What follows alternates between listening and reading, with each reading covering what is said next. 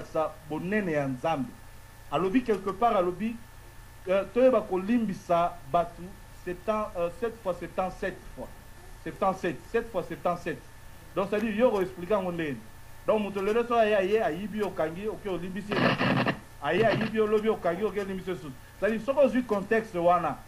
dans cette façon on comprendre parole wana on comprendre parole wana donc c'est à dire tout ça là ils ont englober na oyo ezali na pardon biso batu photos zala na pardon photos zo accès moko boy oyo babengi ya salut ezali pona kozwa accès porte moko boy pardon so ezana yo mutu te c'est-à-dire o atoko beti prière awa 45 jours osali ba jeûne prière solution yo zala te parce que ozana mutemo eza fermé ezana mutemo yebi kolimbisa te ezana mutemo ezali fermé yango no moni nzambe ye moko alobi na batu alobi soki mutu abeti yo litama na abeti yo mbata na litama ya gauche pesa ye litama mosusu po atala dimension ya mutu oyo babengi mutu lokola yo na ngai ntango azoloba bongo c'est-à-dire atie mutu lokola bato balaki na ye atie bango na attrape ayeba atala bango ayokana no bango bakoloba nini pour mon mutu omoni ndenge ke yawa na conférence oyo muso alo ya mais non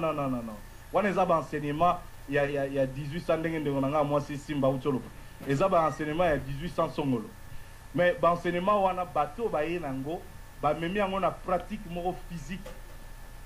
bato baye na liloba wana basalela liloba wana ndenge liloba wana ilobamite baki bato bazali na révélation te baye nango ba utiliser ngo d'une façon politique d'une façon moko ya koyiba ya kosala yango bato mabe ndenge oyokaka lelo soki balobi que banganga mosusu ba utilisaka Bible mais c'est la même Bible oyo banganga bazo utiliser c'est la même Bible to sambelaka banganga ba utilisaka yango mais est-ce que banganga tant ba utilisaka yango ba utilisaka yango d'une façon oyo parole de Dieu zo salame ezo lobamela rien bakendaka nango na ba sens oyo tozo lobo ba sens oyo donc nous t'abétions mbata pesa sous côté sous yo aussi sens physique et ça sens physique il faut que la révélation ma bomba minine eza na kati ya parole chaque parole de Dieu o eza na kati ya Bible eza na ba révélation na kati zola na nga papa na ngai donc c'est-à-dire biso tozali toza beaucoup plus limité na kotanga ndenge totanga ka balobi tozwi livre bozo tanga na classe ba pesa que ma matière bo yo tangi ka ndenge wana ndenge ba pesa ma matière c'est pas comme ça la Bible au moins quelque part ba lobi 1 plus 1 est égal à 1 mais yo la classe yo ko la 1 plus 1 égale à 2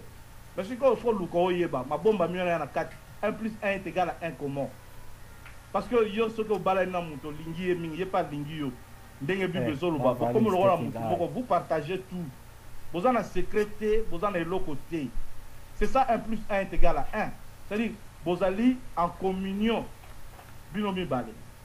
mais ce qui te lobi to tanga yango ndenge ba communion 1 plus 1 égale à 1 to ba bimbe batona batanga ka classe terre pour 1 plus 1 est égal à 1 il faisait la D mon wana to tanga yango d'une façon littéraire donc papa na biso zamwana na zo solo mama merci ndeko Roger na moni oza moteya makasi awa nde to komina 1 plus 1 dans le sens que papa Roger conclusion oza ko benda awa eza ko match sikoyo na papa mawabi ki eza ko balancer kuna likambo ya Sodoma na Gomora pe outi koloba awa ezali vraiment na place na yango ete bongo soki batu bazali ona bazali ko sambela nzambe est-ce que na kobikisa to na kobikisa te kote wana peut-être tant to kokoba to kolobela yango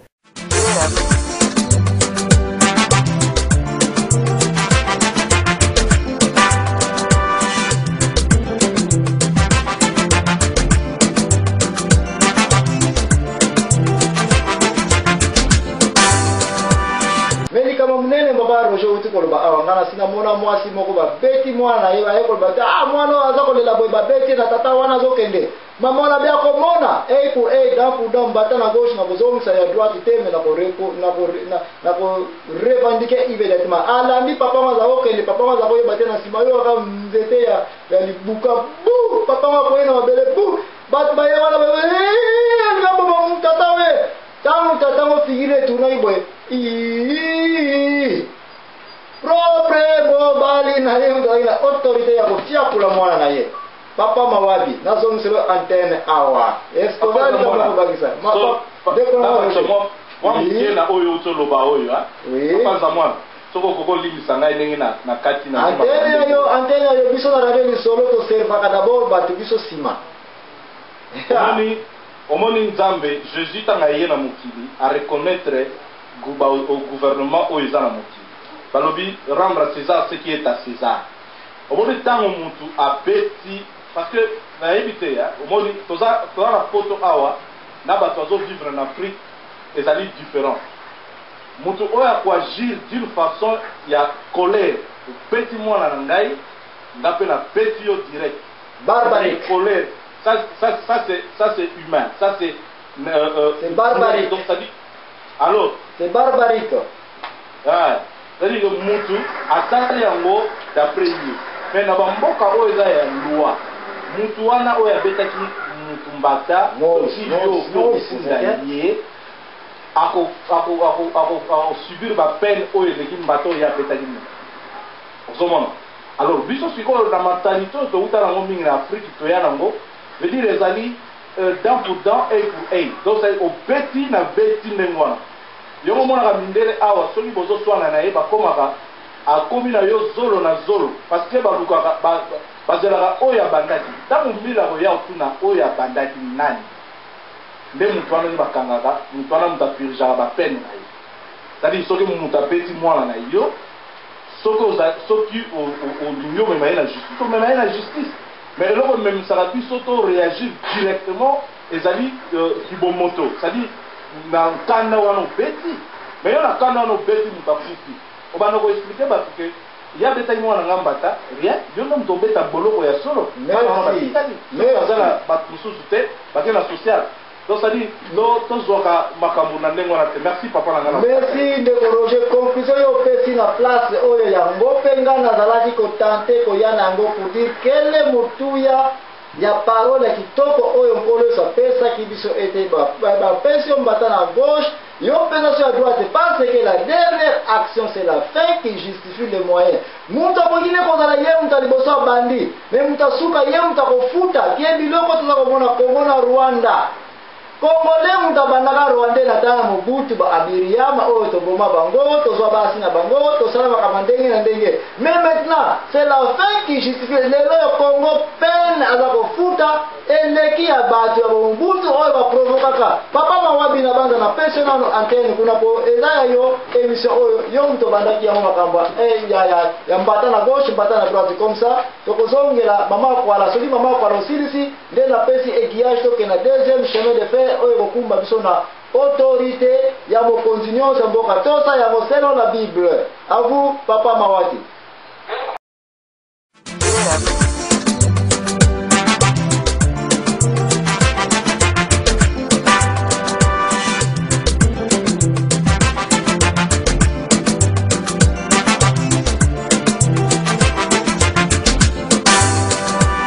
oyo kokumba biso na autorité ya mokonzi nyonso mboka tosa yango selon la Bible. À vous papa Mawati.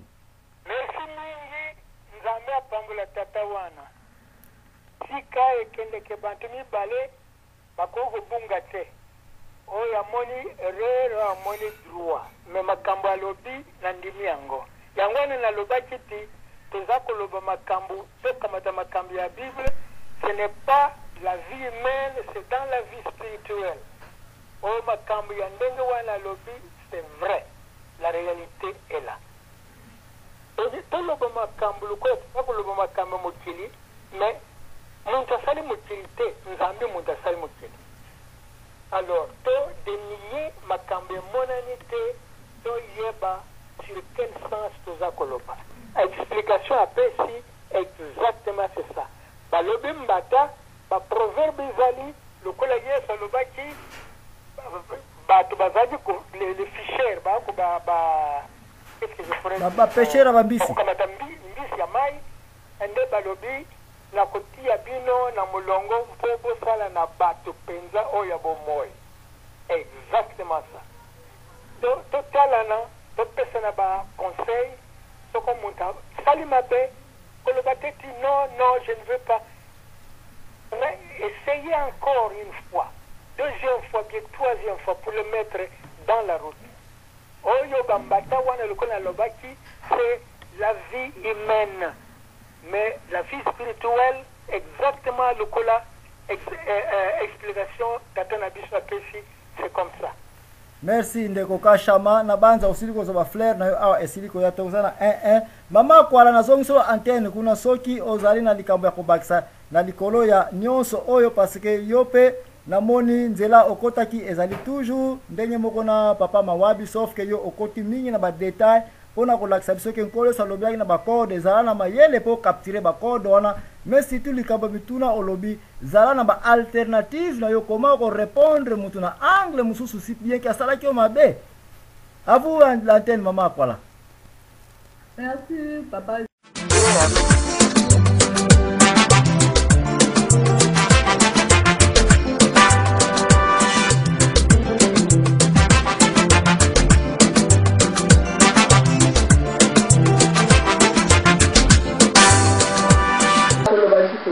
On a expliqué, au fait,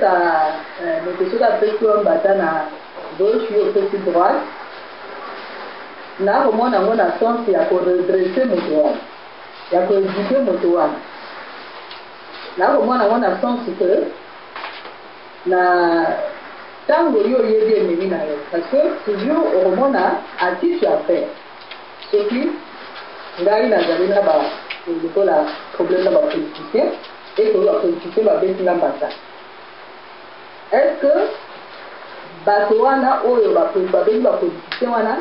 bango bazali na motema ya bolingo oyo ngana ko bon na pardonner bango kaka? Non. Parce que moto oyo ngana ko pesa mbata ya gauche wana na ko mona azali na quel esprit, azali na quelle mentalité, azali na comportement ni nazo mona yi. Ce qui yokola et puis il y a Jésus-Christ qui contre les politiciens. Et ceux qui les l'ont la monnaie et qui contre les politiciens, mais là la copie pour nous battre que non, le col au petit n'a battu à gauche, là il faut n'a pas d'accueillir, n'a zéna. Non, là la copie battre. Na kokota na kati ya tactique mususu na kokota na kati ya stratégie mususu. Et tant on a kokota na kati ya stratégie mususu. Maintenant, ni wana ngana komi ko appliquer sikolo pesa mbata ya gauche pesa mbata ya droite ezali ngai na komi ko appliquer sikolo stratégie na ngamususu ngana kamati parce que no betinga na gauche. Donc ezali likambo ya ko redresser moto oyo azali en face na yo oyo alingi ko lakisa que ya aleki yo na makati. C'est ça? Merci. Oui. La carte, il y a stratégie, et qu'on a dit ça redressement, et puis on a dit ça fait une éducation à la carte. Mais ils allaient dans l'ordre, il y a pardon. Parce que si ils allaient dans l'ordre, il y a pardon, et qu'on a dit, on a rien, on a pardonné, on a dit non, ils allaient dans l'ordre, il y a pardon, ils allaient dans l'ordre, il y a redresser, ils allaient dans l'ordre, il y a éduquer, et il y a qu'on a dit, c'est ça, ils allaient dans l'ordre, il y a pardon. Mais rappelez mal. Merci maman kwa na banza awa biso nyonso apprendre était batana gauche pe batana droite